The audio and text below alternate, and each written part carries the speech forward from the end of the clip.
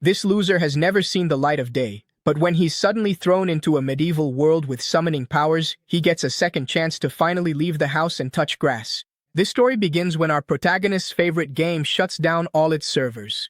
With the game offline, the protagonist realizes he'll have to touch grass if he doesn't quickly find another game that takes 10 years to beat. So he starts searching the internet for a hardcore game and ends up finding one that claims to have no ending. With his interest already at its peak, he feels like he's facing a real challenge. So, he chooses the highest difficulty, Hell Mode, and also the hardest class, Summoner. However, at the exact moment he hits play, the computer literally sucks him into the game world, reincarnating him as a newborn. His father is happy to learn he has a son and names him Alan. Alan receives a lot of love from both parents, so he feels grateful, even though he was born into a poor family of farmers.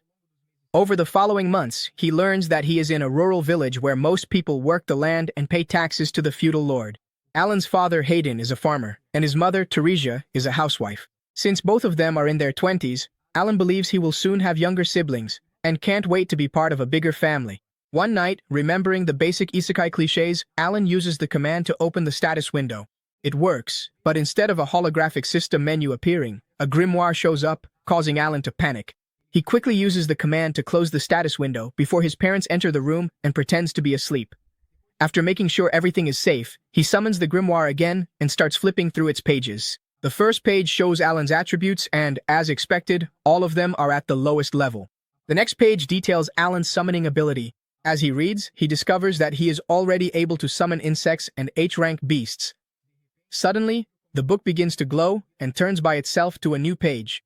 It's a message from Helia, the creator of that world, explaining that the summoner class is still in the beta testing phase and apologizing in case Alan faces difficulties because of the class he chose. Alan ignores the message and proceeds to try summoning an insect. However, no matter how many times he tries the incantation, the summoning magic simply doesn't work. Thinking of a solution, Alan realizes that maybe he needs to create the creature first. So he creates an H-rank insect card. But just as he's about to summon the beast, he notices his mother, Theresia, approaching. So he pretends to sleep again, but ends up actually falling asleep. The next morning, very early, Hayden goes out to chop wood while Theresia starts washing clothes. With both of them busy outside, Alan takes the opportunity and uses the insect summoning spell, causing his room to fill with glowing spirit orbs. Fortunately for Alan, his mother doesn't notice anything, so he quickly continues. When the spirit orbs condense again, they manifest as a grasshopper the size of a cat.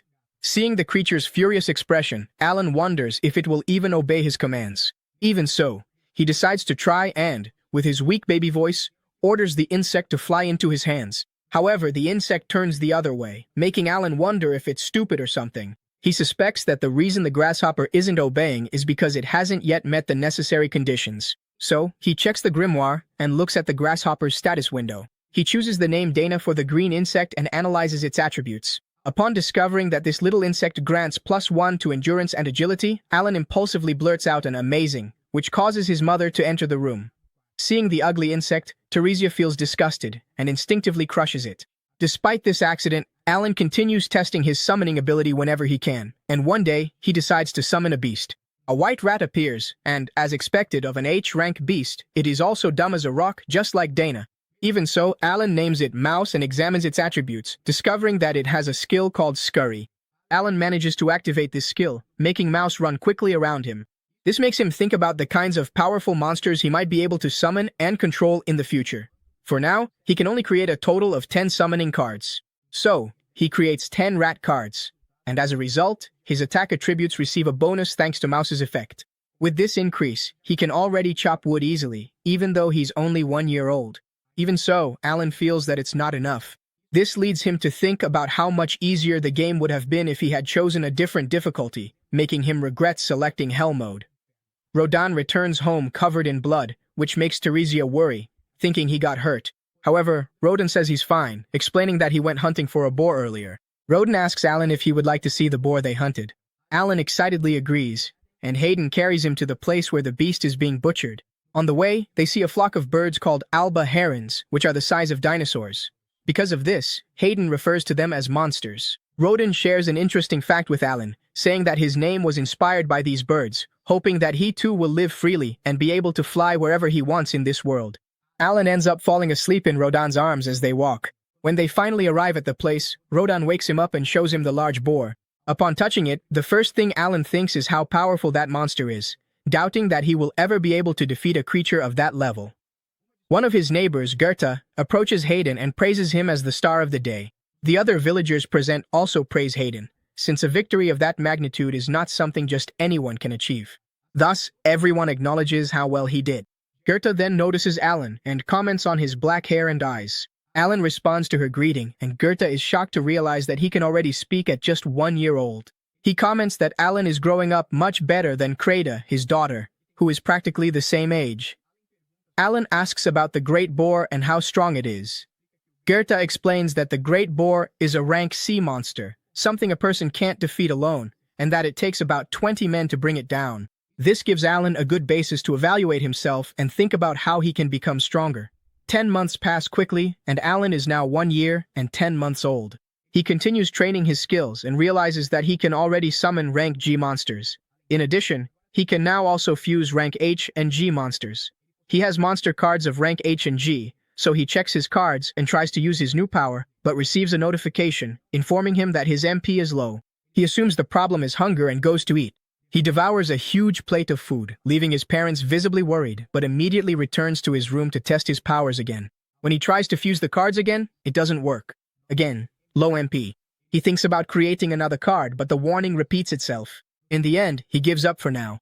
3 years go by and Alan is now 3 years old. He has already accumulated enough strength and MP and finally manages to fuse 2 cards. He fuses a rank G card with a rank H card and obtains a GH card. Next, he summons a pet from it.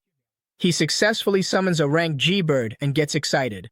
The bird, which he names Chep, has level 2 in agility and strength, as well as the ability to mimic voices, which makes Alan believe he can use it effectively against enemies in combat. Alan goes outside with his new pets. The first is Hop, a small bird that only hops. He asks Hop to hop, thinking of using this movement to distract his opponents. The second is Molly, a pet with the ability to dig. He asks Molly to dig, and the pet opens a hole, which Alan imagines using as a trap against enemies. While planning his imaginary life, he ends up falling into the hole that Molly dug. This brings him back to reality. He is still just a child and can't even fight anyone yet. It's 3 in the afternoon, and that only adds to his worries. He hears a voice that makes him uneasy, and he knows exactly who it is. The voice belongs to Kreda, Jerta's daughter, who came to play with him as usual. They play fighting games every day, so they grab their wooden swords to duel. Kreda is much faster than he expected and has incredible strength, completely overpowering the reincarnated protagonist. After hitting him repeatedly, without him being able to defend himself, Alan falls to the ground defeated and loses the match. His parents arrive, and Teresia's belly is already as big as he had predicted, which means a sibling is on the way. Teresia and Reden ask Kreda to go back home, and they return as well. During dinner, Alan suggests to his father that he would like to accompany him to the farm to help with the harvest, since his mother is pregnant and won't be able to help. Rodan refuses the offer, and Teresia also insists that she is still strong enough to continue. They thank Alan for helping with the household chores, but emphasize that he is still a child, and a 3-year-old boy shouldn't be working on the farm. To Alan, he already has the strength of an adult and could ease his parents' burden. Even so, he understands that no parent would want to subject their child to something like that. Teresia tells him to keep playing with Kreda. They talk about the fighting games between the children and how both are skilled. Rodan mentions that, with the skills they've already shown, he can't wait to see the results at the evaluation ceremony. Alan doesn't know what it's about. So, Rodan explains that when they turn 5, there will be a ceremony where they'll find out what abilities they have. If they receive good abilities, they can free themselves from servitude. Raiden also mentions that he's seen Alan throwing stones at the tree outside and asks why. Alan lies, saying it's because he was told there are monsters out there, so he wants to throw stones to protect his mother. In reality, he's been throwing stones to check if he has any abilities besides summoning. The next day, he practices his summons and realizes he's reached a point where he can summon all day without getting tired. He also watches his Aunt Danka, but gets distracted when Kreda shows up.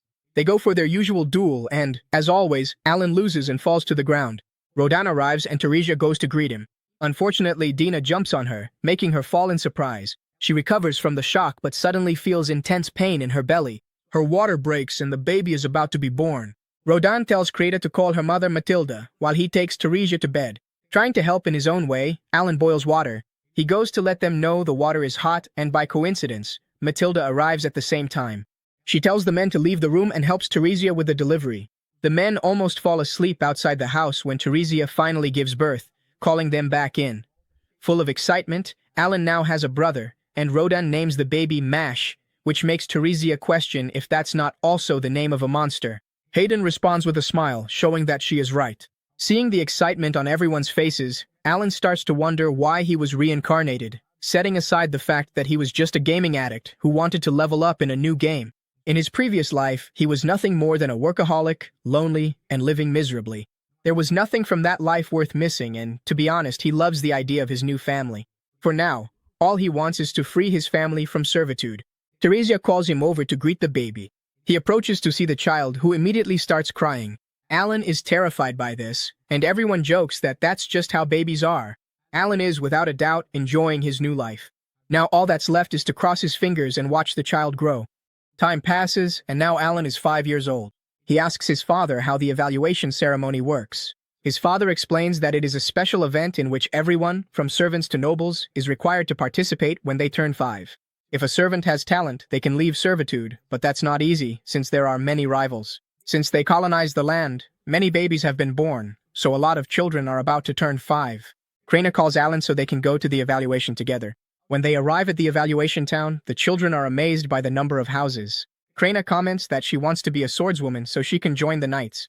In front of the evaluation site, a large crowd gathers. Alan notices that the other children who are already there are much better dressed than he is. The doors open and 3 hooded people appear, asking Elmea, the god of creation, to bless everyone so that the children may receive good bloodlines. They mention that once, a child who was a servant became a hero, and everyone is shocked by this information. One of the hooded people explains that Classes, the saint, was a commoner, and that Deverg, the Lord of Swords, was a servant. Alan remembers that in the game, classes like Hero and Lord of Swords were supposed to start from a low social class, and that apparently, the game's settings still apply in this world. That way he understands why everyone needs to go through the ceremony. They begin to enter. Inside the church, they stop in front of the statues of the gods worshipped in that world. Upon seeing the statue in the middle, Alan realizes it is Elmea, the god of creation. When he received a letter from the developers, that name was on it. The evaluation begins with the village chief's son, Pelomenas. He is instructed to place his hand on the crystal ball, and any talent he possesses will appear inscribed on the metal plate behind him. The boy steps up to the crystal ball, while his father is ecstatic about the outcome. He puts his hand on the ball and it reveals that he has a talent for being a merchant. His father is happy as this is great news. Alan realizes that having a talent is something to celebrate. Alan summons his grimoire, which no one else can see, because the way the statuses appear in the grimoire and on the stone are different.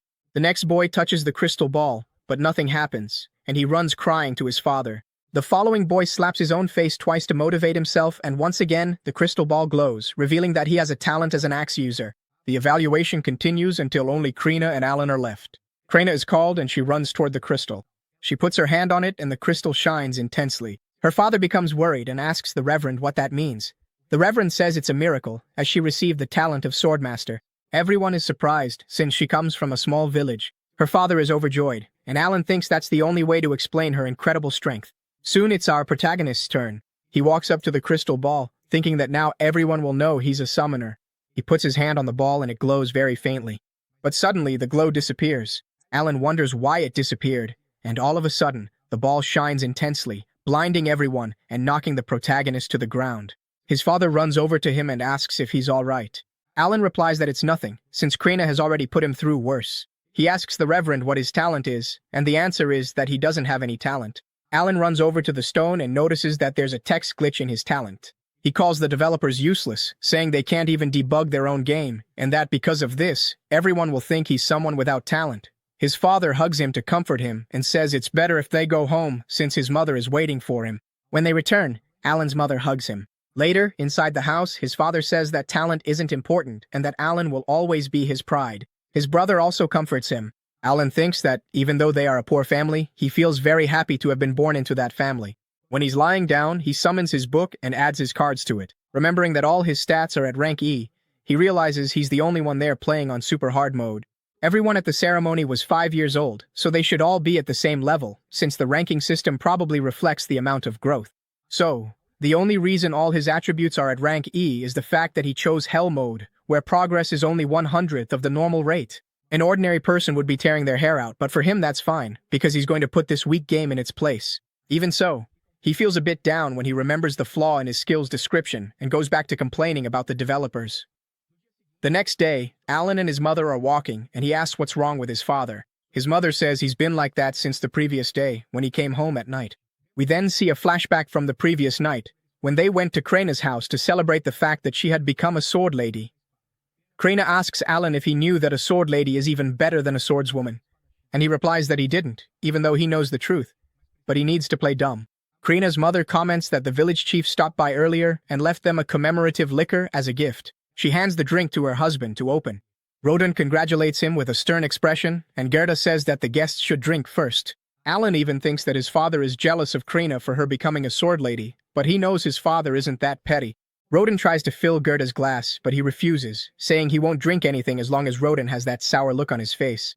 The two start arguing, and Rodan insists that Kreina has an incredible talent and that this is something to celebrate. Annoyed, Gerda asks why Rodan wants to cut ties with his family, leaving everyone shocked by this revelation. Rodan says that Kreina's talent is extraordinary and that she has a chance to join the cavalry and serve the country. If that happens, she could become a noble, and for that reason, she shouldn't be socializing with servants. Alan realizes that Rodan is saying this to prevent Gerda's family from having to ask for help, but the argument continues. Alan asks Kreina to stop the argument. She grabs her sword, but before she can do anything, the mothers break up the fight, hitting both of them and making them be quiet. Alan asks if they always fight like this, and Matilda confirms, explaining that after they became parents, they matured a bit, but before that, they were very hot-headed and used to trade punches all the time. Her mother explains that the four of them are childhood friends, grew up in the same village, and that 10 years ago, a rumor spread about a new village. They decided to move there and worked hard to build their own houses. She mentions that the houses have the same design because of this, since they thought it would be easier to build them at the same time, as they didn't have labor or unlimited supplies. Gerda put up the support beams, Rodan did the walls and the floor, and Gerda took care of the roofs. They fill their glasses with the liqueur, and Rodan comments that he hasn't drunk since his wedding, the same going for his friend. They drink, and the next day, one of the villagers tells Gerda that the Order of Knights is coming there to see Kreina at her house. Kreina and Alan practice fencing, and then go to the city to see the Order of Knights. People comment that the Lady of the Sword is just a child. The boy with the axe asks what Alan is doing there, since he has no talent at all. Kreina steps in, saying that Alan is stronger than him. At that moment, the knights arrive, and everyone makes way. The captain of the knights, named Zenoff, is a master swordsman. He talks to the village chief, who calls Gerda and Kreina. They approach the knight, and the captain asks if she is the master swordsman. Kreina then introduces herself. Meanwhile, Alan thinks it would be sad if they took Kreina away from the village now that she is a master swordsman. However, suddenly the father becomes agitated and explains to Zenoff that his daughter has never wielded a real sword and that she is barely 5 years old. Therefore, what he is proposing is madness. Even so, Zenoff replies that if she is a master swordsman, everything will be fine and that they should proceed with the test. Otherwise, it will be considered that they deceived the knights and the village chief, and tampering with the evaluation ritual is a crime punishable by death. Alan feels that the situation is getting strange, while Zenoff orders the vice captain to get ready, as they need to verify whether the girl truly possesses this gift, and for that, they must conduct a sword duel. Everyone in the village is surprised, while Gerda asks the captain to reconsider. However, Zenoff makes it clear that if Kreina does not fight, they will execute both of them. At that moment, a knight steps forward and Kreina, upon seeing the sword, asks if she can take it. He confirms. And Kreina, excited, tells her father that she is going to fight, almost giving him a heart attack. Then, the scene changes, and Kreina finds herself facing the vice-captain of the knights, who introduces himself as Leibrant. The fight begins, and Kreina, wasting no time, charges at Leibrant, surprising everyone by showing that the little girl can handle a sword of that size. The problem is that when Leibrant gets serious, with a single kick, he throws her against the wall. Gerda tries to intervene, but the knights stop him, just as they do with Alan and her father. He becomes frustrated because although Kreina has a great gift, she can't compete with the real experience of the vice-captain. However, Kreina gets up again and begins to release an aura from within herself. The vice-captain gets nervous and Kreina quickly charges at him, and now he can do nothing but defend himself. He realizes that Kreina has an extra ability, and then the little one, with a sword strike, breaks his weapon. Zenoff ends the match, while Kreina, smiling widely, thanks the vice-captain for the fight, commenting that he is quite strong for an old man, even though, in reality, the poor guy is only 24 years old, actually younger than me. For her part, Gerda is surprised to realize that her daughter is a true master swordswoman and starts patting the knights on the head. When she picks up her daughter, Krena starts laughing. At that moment, Zainov approaches and says that he acknowledges Krena's power. He apologizes for his discourtesy, although Gerda continues to show irritation. Even so, Zainov mentions that now it's time to talk about his daughter's future and informs them that if they wish, his friends can accompany him.